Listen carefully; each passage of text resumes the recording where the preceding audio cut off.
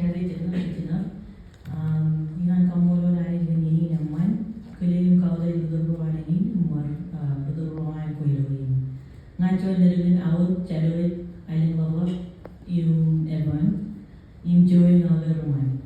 So that was just, the participants who've been here the past couple of days have heard me say that like 3 times now. So you might know my islands already. My islands are January, Island Love, and Evan. Those are the islands that my family comes from, and my clan is Rumai. And I also want to begin today by acknowledging the traditional custodians of the land. So I did that in my Marshallese remarks as well. The custodians of the land in which we gather today, the Gugu Yalanji people, and pay my respects to their elders past and present. I extend that respect to Aboriginal and Torres Strait Islanders peoples here today too.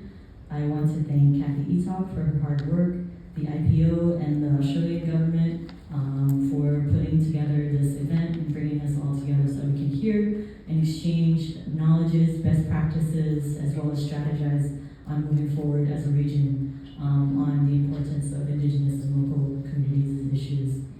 I represent the SIDS, Small Island Developing States, or Big Ocean States, as we also like to say, on the LSID platform. It's a new role for me, so I'm still getting to know the ins and outs of this platform and how it can be beneficial to Small Island Developing States, the Big Ocean States, but also how it can be in alignment with Indigenous values and Indigenous rights.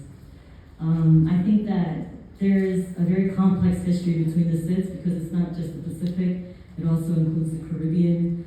We have different legacies of colonialism as well as different relationships to land and incredibly different and rich textures of cultures.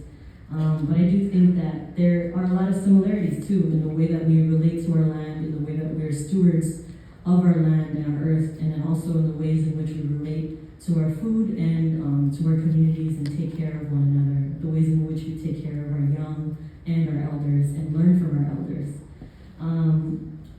I think Kathy spoke really well earlier on Monday when she said Indigenous people are not defined by colonialism, which I think is very accurate. But many of us have been touched by it deeply and have lived through traumas of colonialism and extractivism and the ways in which we've lost so much in our communities. And I think that is also just as much something that we pull from as a strength in the ways in which we've survived so much as a people. And then I just also want to, my remarks obviously are going to be really short because I have been speaking quite a lot the past couple of days, sharing about the work that the Marshall Islands has done through our national adaptation plans, through our energy roadmap plans, just as a case study for best practices and the ways in which we incorporate our culture and identity into climate work. But I also think that there's a lot to learn from each other, and I've been learning from so many of our participants, and that's been a real joy for me, the ways in which we celebrate, the ways in which we gel together, and it's been such a great opportunity to get to know so many more people in this fight.